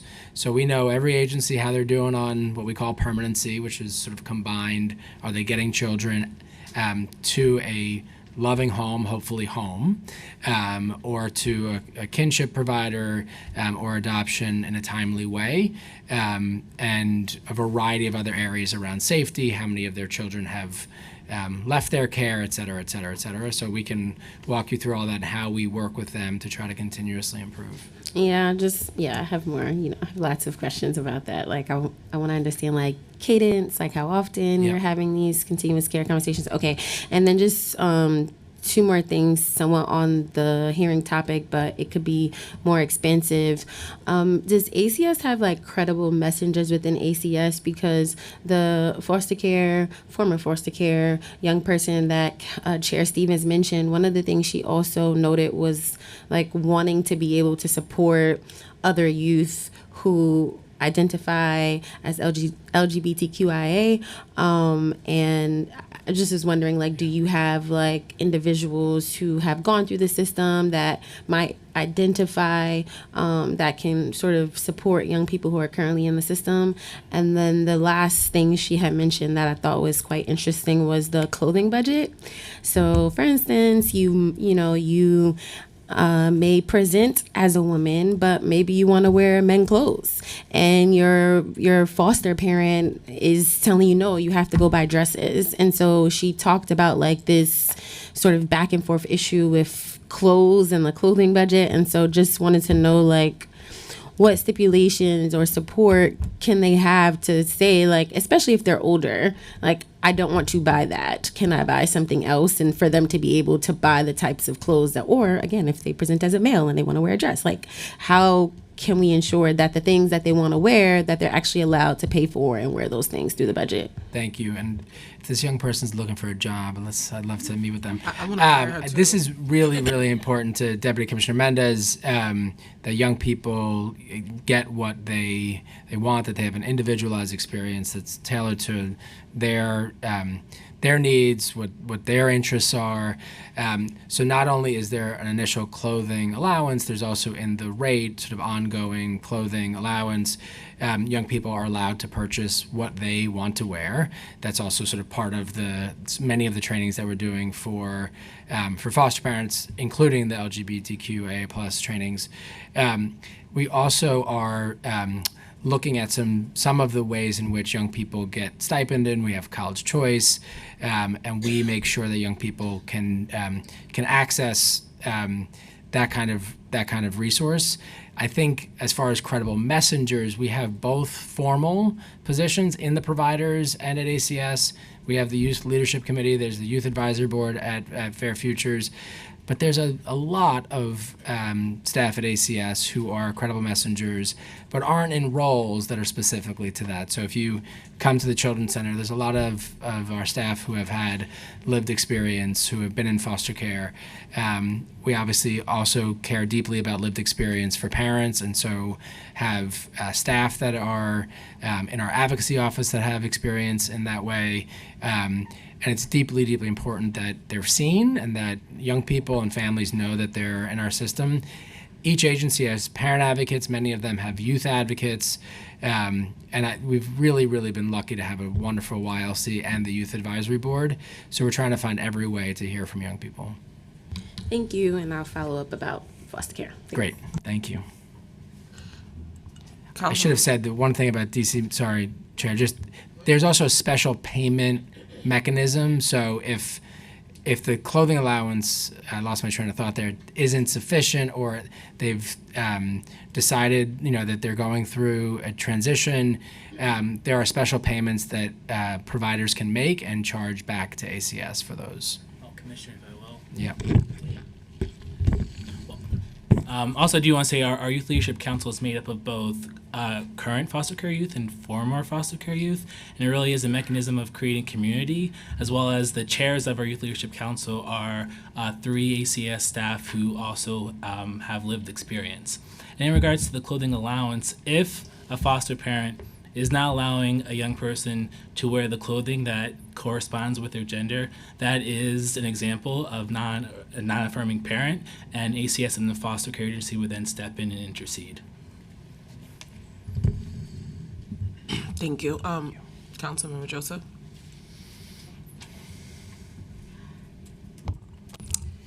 Thank you for that, and thank you for keeping the practices. My 2 boys came from foster care, so anyone ever heard of my story? So my 2 boys came from foster care, and you know that, and I fight really hard for them.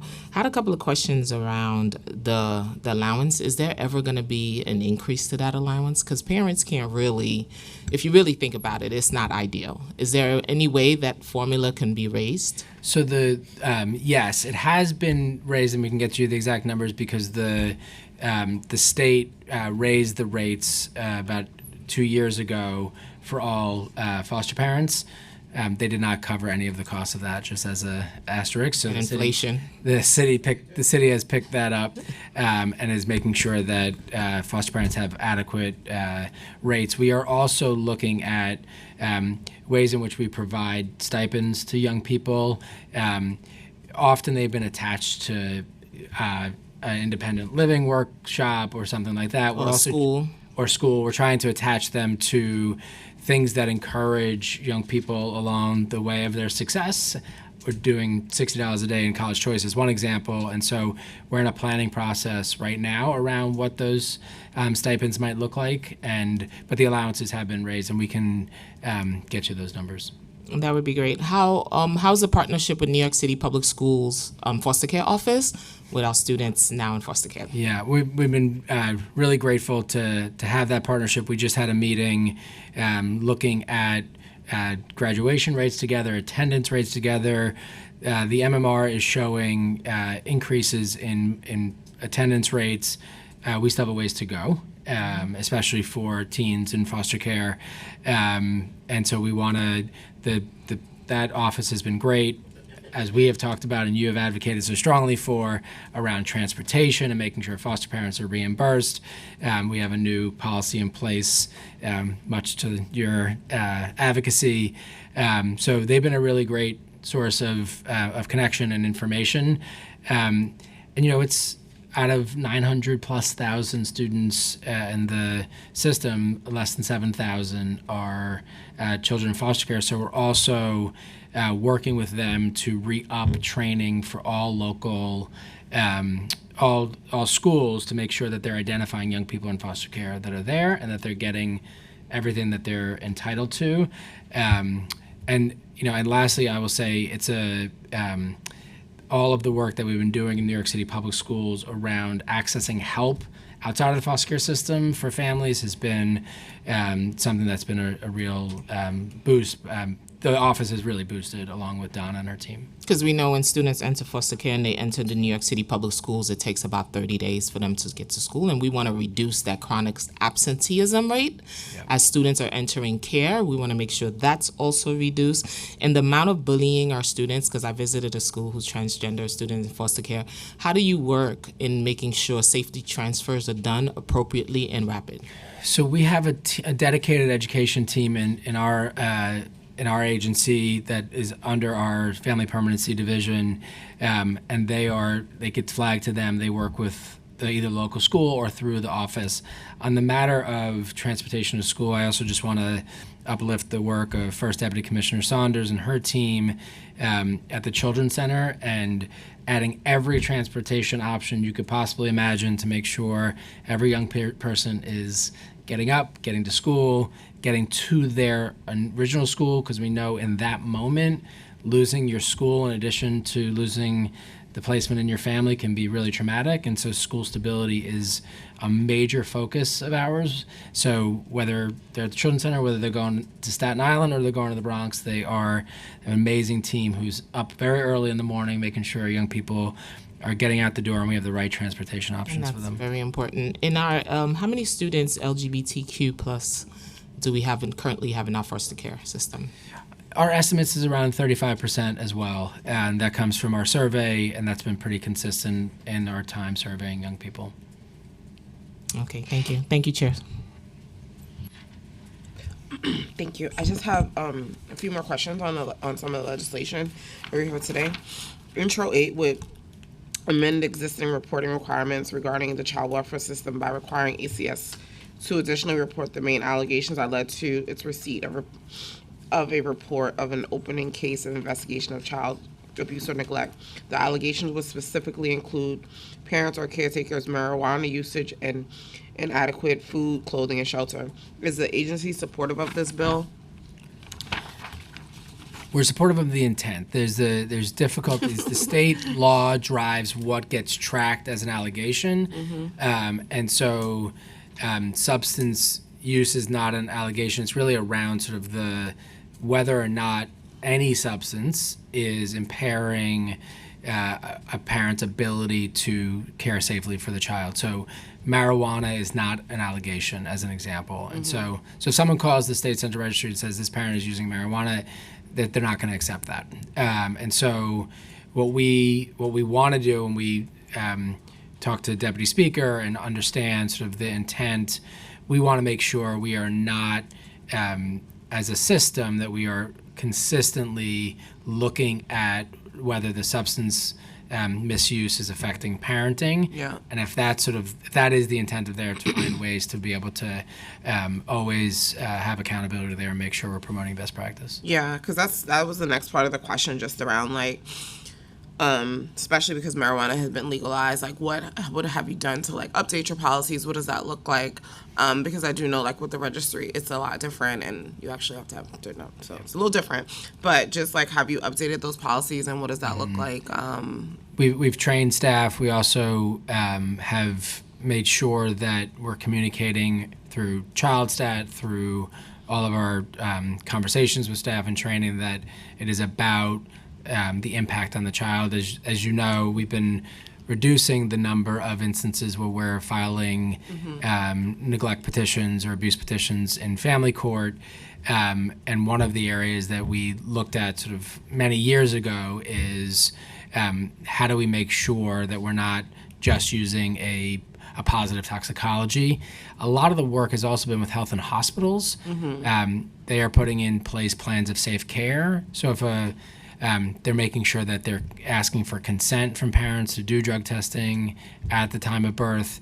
And if a parent is found to be positive tox for a particular substance, they too have to ask the question, is this likely to impair the parenting? And are they seeing evidence during that time?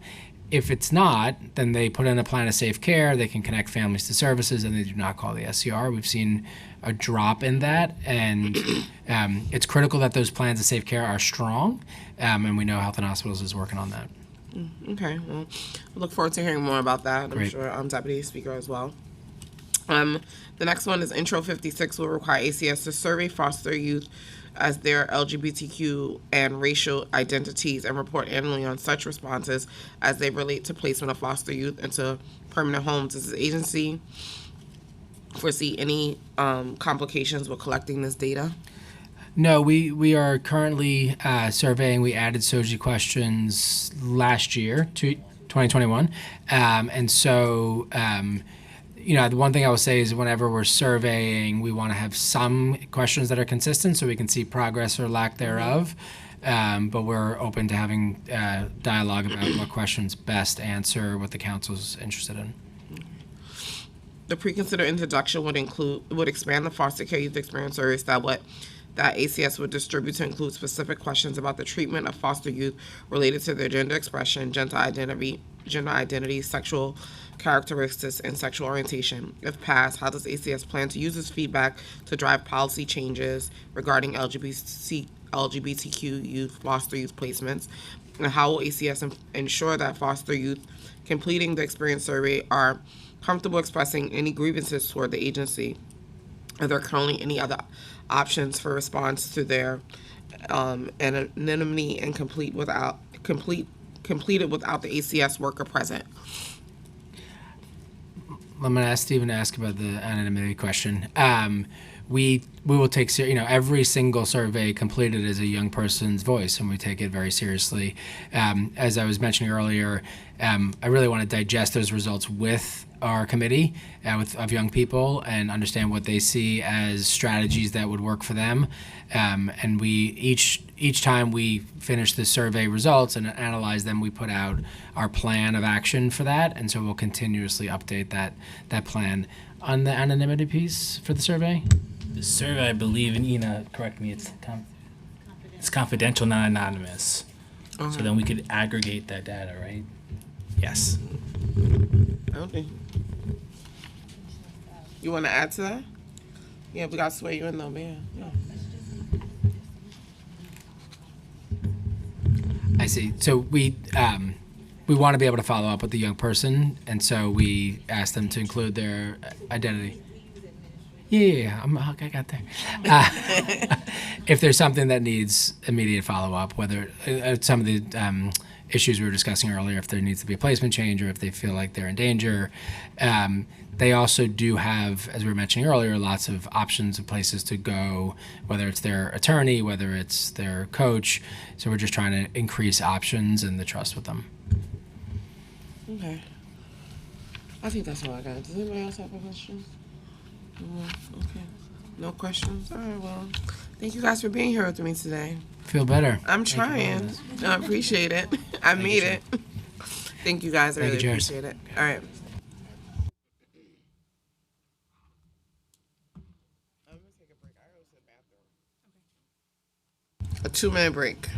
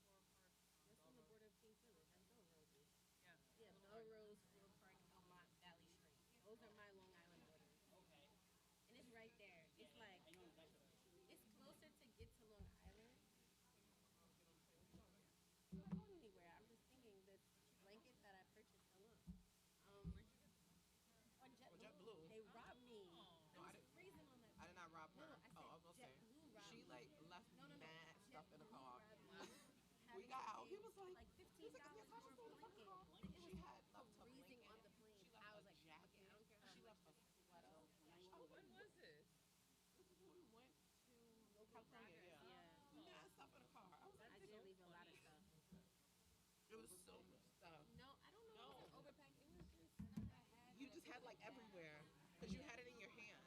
It was a jacket, a sweater, a blanket. I was like, what? I was like, is she naked? Hi, Sarah. How are you? Oh wait, what I gotta read now? Oh, yeah. I gotta tell people to behave. Yeah. And then here's. Does Farrah, can't Farrah help me with these damn lists? You're leaving? Or I'm leaving right behind you? I don't see why not. I think technically you're supposed to because we're leading. But, I mean, who's going to say anything? No, I'm saying, I was just saying, I hate doing these stupid, I hate this new process. It's dumb. I agree. I wish I could So wait, just do I it. call all these people up at once? No, for the first panel, this, second panel, this. Why do you have so many on the second panel? It's only 3. Because there's only 3 chairs up there. Sorry? 5 in person, 2 online. I love a little Korean Chinese mix. I'm ready. I'm back. Hi. Yeah, I don't. Hold on. Can we all have a seat? I did 3 and 2. I made a mistake. I'm doing 3 and 2. And not 2 and 3 because you did 3. Because I didn't like it. I changed it. I get to decide. You have to trust me more.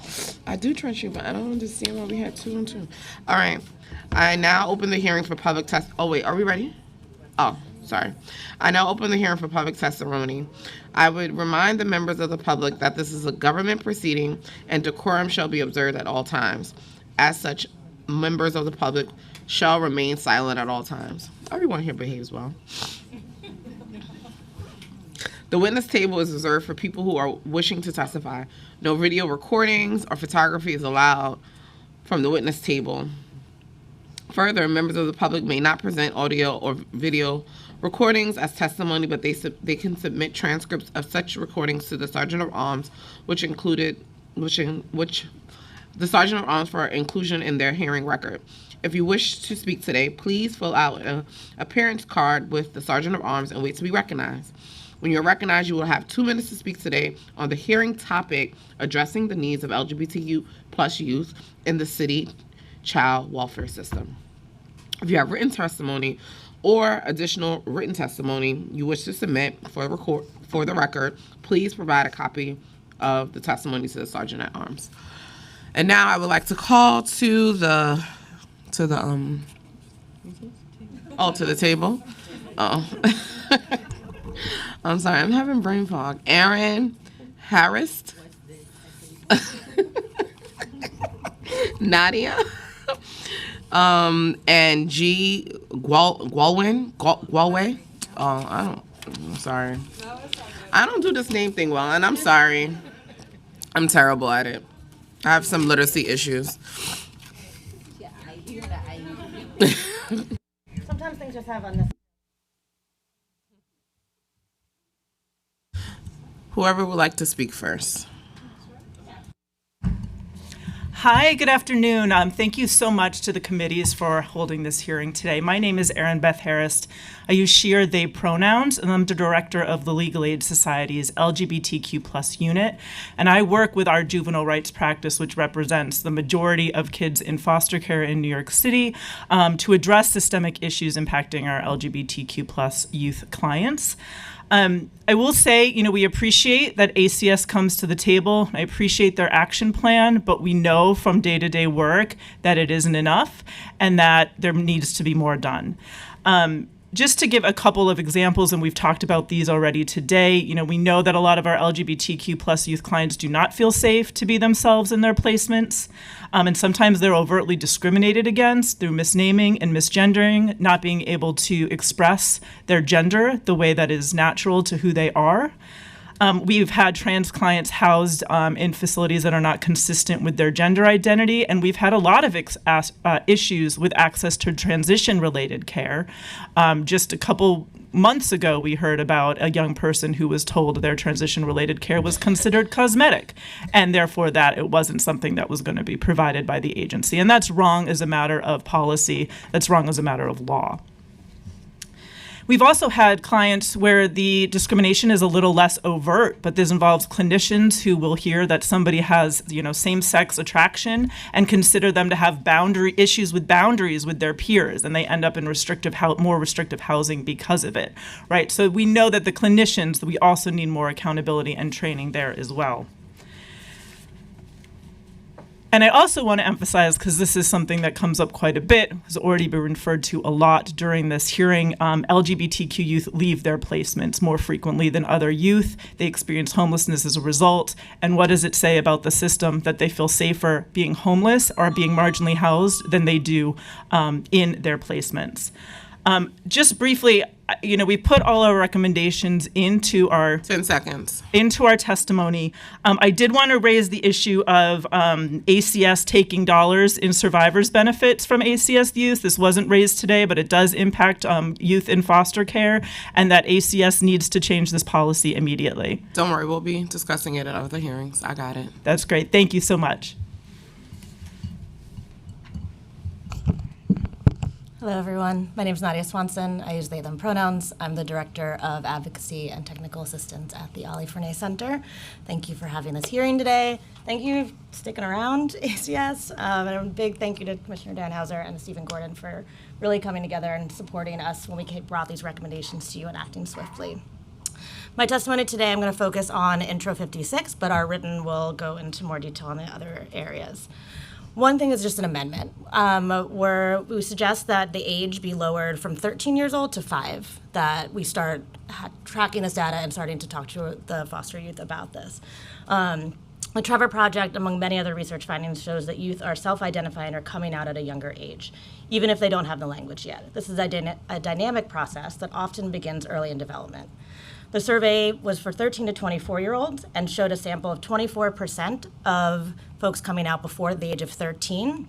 And when we just looked at 13 and 17-year-olds, it jumped to 35%.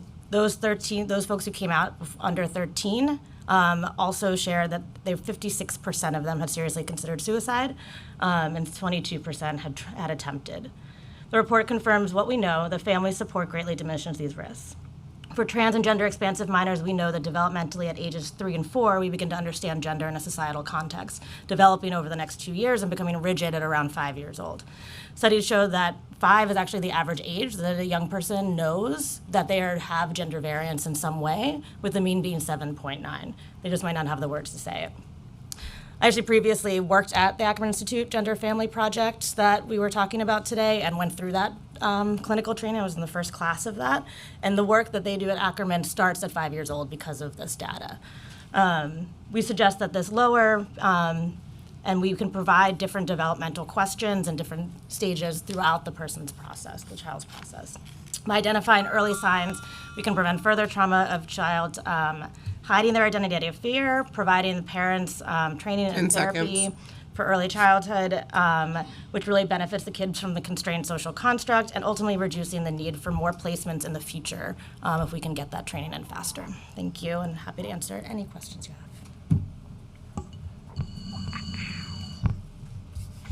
Good afternoon, Chair Stevens, and thank you, Councilmember Williams and Lewis, for being here today and holding today's hearing. My name is Galloway. I'm the Advocacy Manager at the Ali Fournier Center, and want to echo the things shared today by Nadia and Aaron. Today I want to speak to the support of Intro 2477, particularly regarding the proposed youth experience survey. At the Ali Fournier Center, we understand firsthand how crucial it is to understand the LGBTQ plus young people having a voice voice in the space of their experiences and being able to openly share that. A survey provides an opportunity for them to share their grievances with transparency and accountability. However, the success of a survey hinges on the thoughtful development of that. And when a young person comes to us who has involvement with the child care system, the foster care system, particularly, they share with us their experiences they've had with ACS workers not being affirming. And we see this far too often when those workers are not affirming their youth's gender and sexual identities. At AFC, we are hearing these stories after an intake of an 18 and 19-year-old who has voluntarily left the system due to homophobia and transphobia they've experienced by not feeling heard and not being taken the actions to protect themselves by those workers. What these youth are describing is a form of abuse, and the least we can do is give them multiple ways to speak to their experience. There are numerous considerations when creating a survey on sexual orientation and gender identity. Terminology needs to be carefully chosen to ensure that these participants fully understand it, and we consider the inclusion of multiple options, things like making sure there's an option to write in and that they get to choose how they speak about their identity. These are essential in capturing the diverse ways in which youth experience and speak about their experiences. We also believe that the survey, to be successful, must be developed by youth themselves and practitioners with experience in running inclusive, accessible surveys. This will ensure that the survey captures data and also relevant to their experiences. Lastly, just want to thank ACS for working alongside us in collaboration and sticking around today for today's hearing. Feel better, Sheriff Stevens, beaming you healing support. Thank you. Oh, you have a question? I just have one quick question, because you had mentioned the clinicians, and sometimes they're also a part of some of the issues with, like, talking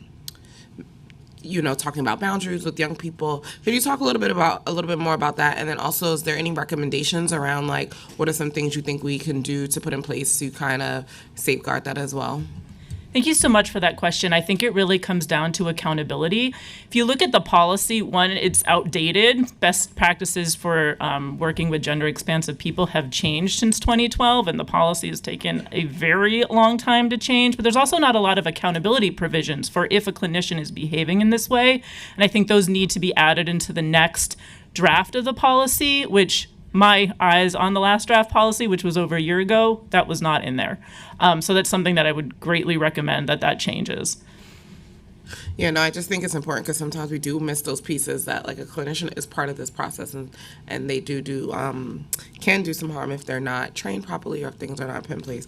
So I would definitely love to talk more about that with you offline. And also, survivor benefits, it is very important. I am on it. We're going to be having, not a whole hearing on, but on foster care, and we'll be spending a lot of time talking about survivor benefits stuff. So I don't want to throw a curveball at them today since they were so well behaved. I try to be nice to ACS. I don't want to throw them a curveball. But thank you. There's no further questions. Thank you. The next panel, we're going to have Pedro Gonzalez and Luna Floyd.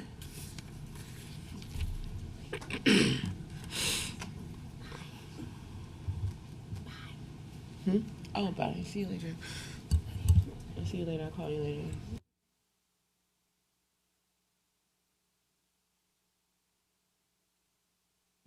You guys can start whenever you have a chance.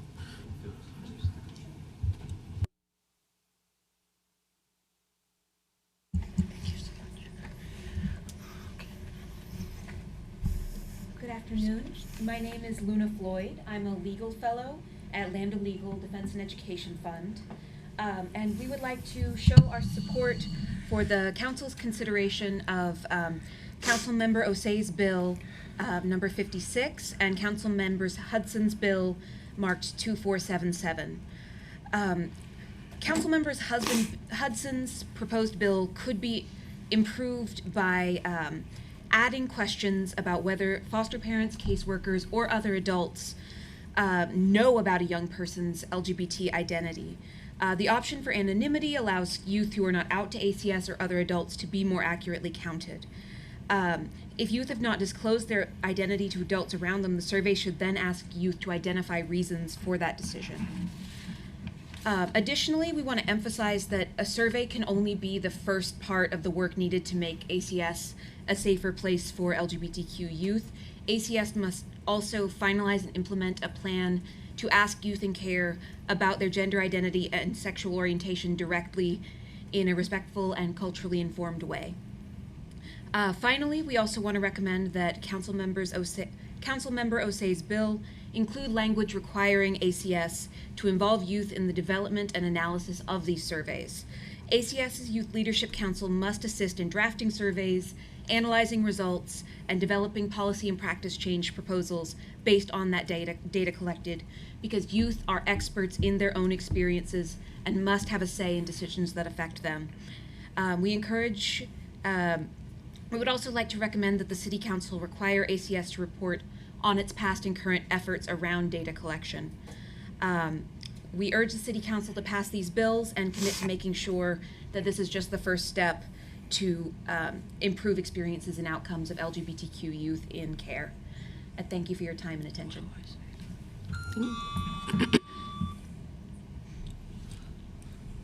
Good afternoon to everyone in this committee. Ms. Camones, she will be speaking. We both filled out the paper, but I'm sitting with her just in case.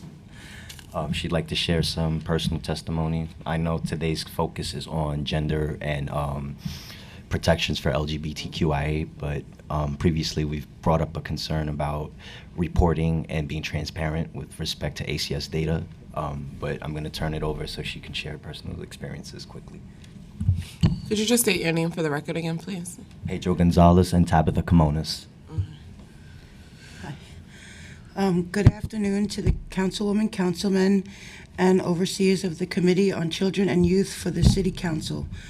My name is Tabitha Camones. I am a 36-year-old mother of 4 children and also an American with mental health and intellectual disabilities and physical health conditions, such as diabetes type 2, grand mal seizures, absence seizures, they are also known as phantom seizures, and a right bundle branch block, which is a hole in the heart, for those that may not know. I am a mother of 4, 1 stillborn son and 3 daughters, one who was adopted at 8, She is now 8, and 2 children who are in care, ages 5 and 4. My 5-year-old daughter was born with intellectual and some disabling, physical disabilities. I've had to endure with ACS for 8 years, even though my oldest is adopted. I still get lashback because of my prior addiction. I am a recovering addict as well. The ACS target me with my mental health and addiction. Of course, addiction, is not always good in cases like that. I have had disparaging remarks about past substance abuse and having NYPD directed to arrest me during certain removals. I've had homemaking in my home and preventive services since 2021 of October, and they were still removed as well with all of that in place. I feel like I'm running in circles and I have nowhere else to go. I would like, if at all, somebody to be able to please help us with this, because every time a removal, my daughters are asking if it's their fault, and we cannot discuss the case with them because of the rules of the case. I'm sorry if I rambled. I do get nervous, and thank you for taking your time to hear me. You did fine. Thank you for being here today. Mr. Pedro, do you have Very quickly. So I've been around previously on April 25th. I shared briefly my experiences with the case about ACS. So one of the things that I wanted to mention very briefly is that oftentimes when data is being generated by ACS, it's not being transparently presented to this administration, or rather this body of council. It's very concerning because I've stated previously that, and I'm glad Mr. Danhauser was able to somewhat go over the figures, but there was an increase this year by 1%, especially in low-income communities. Oftentimes, the problems with low-income communities, and especially those who are at risk, that also includes people with military special needs families and LGBT AI members. Housing is the biggest concern. ACS often tells us that it is a hurdle to coordinate efforts with other city agencies. I think that this body could do with a measure by implementing a liaison that would be assigned by this committee to oversee those concerns of housing and or other ailments that would disenfranchise families. First and foremost, we all know that working on one income isn't sufficient. Ms. Camones herself is a recipient of survivor's benefits from her father, who was a World War II veteran, as well as myself, who served in the military. We see the value that ACS has tried to improve the system. We recognize it takes a village to care for the children, but oftentimes not everyone agrees on the best interest of what is important for the children. We feel that parents should also have a proactive role in that, whether it be in the question of gender affirmation, whether it be in the question of reunification, what do those processes look like. Parents should be given all the information and tools at their disposal so that they are able to make the best informed decision for themselves and to support their children. We firmly believe that also this would play a beneficial role for children impacted in the LGBTQIAI. As a veteran, I have seen hostile culture towards LGBTAI members, and I feel personally that this committee could do with addressing these people who are being disenfranchised. I thank this committee again for taking the time to hear what Ms. Camones and myself had to state. And again, we do appreciate the wonderful work that this administration and currently this body of council is doing. You guys have been proficient with making sure that ACS is being transparent and that they are at their best trying to report everything transparently and proficiently. Thank you and good afternoon again.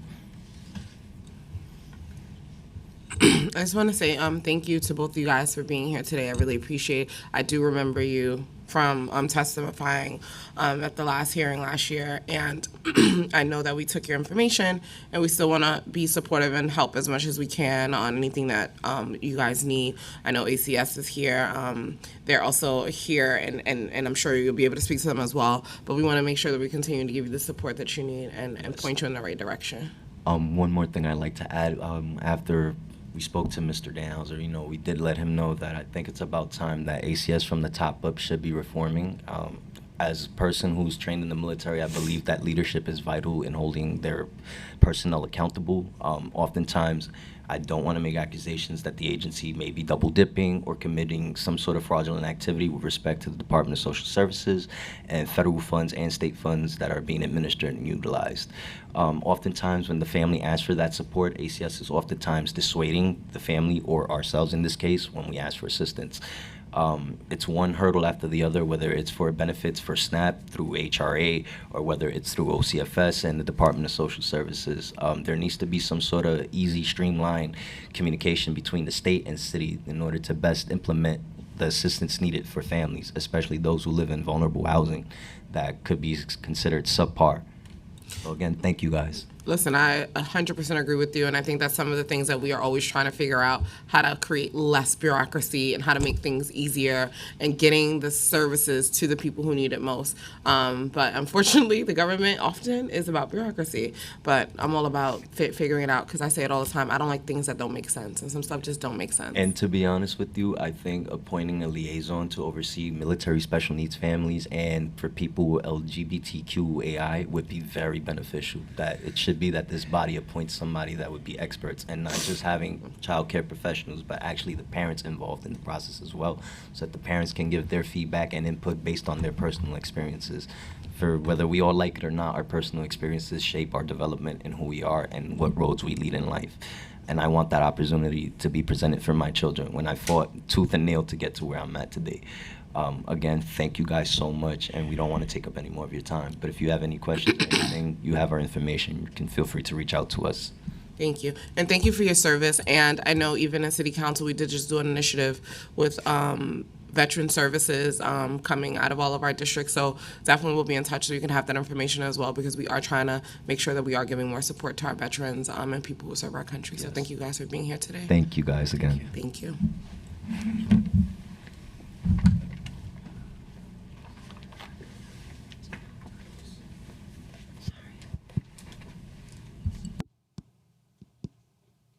We will now transition to the remote testimony. I would like to call Rigo Noel. Starting time.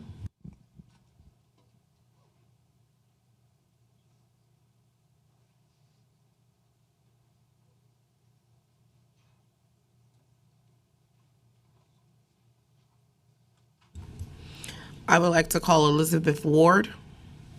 Starting time.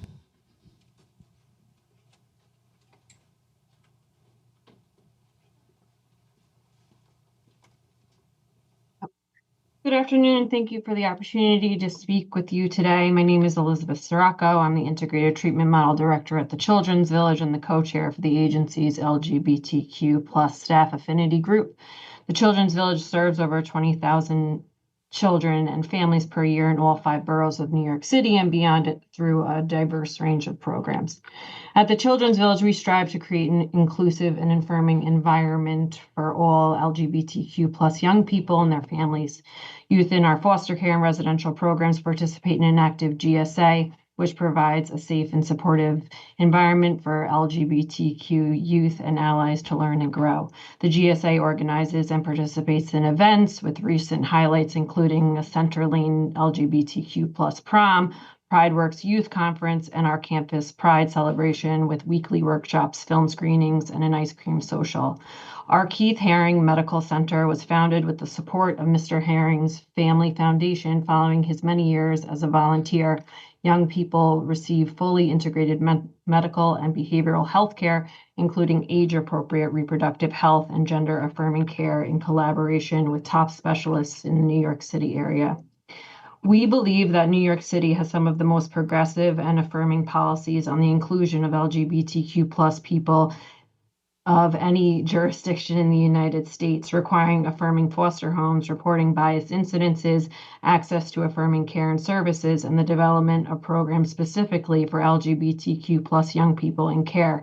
Our challenge and responsibility is to operationalize these policies and commit ourselves to fostering a safe and affirming environment for every young person. We believe completely in this mission, and we also know that we have a long way to go.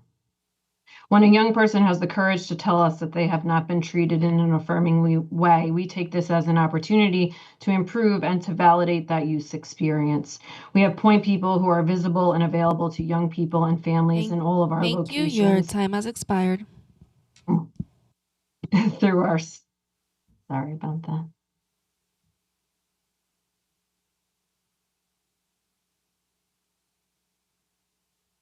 Thank you.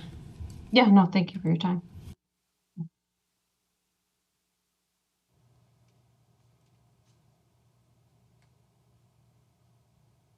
If I inadvertently miss anyone who would like to testify virtually, please use the raise hand function in Zoom and I will call on you in order of your hand raised.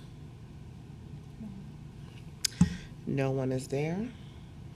I see no one else. I would like to note that that witness testimony, which will review in full by committee staff, may be submitted to the record up to 72 hours after the close of the hearing by emailing it to testimony@council.nyc.gov.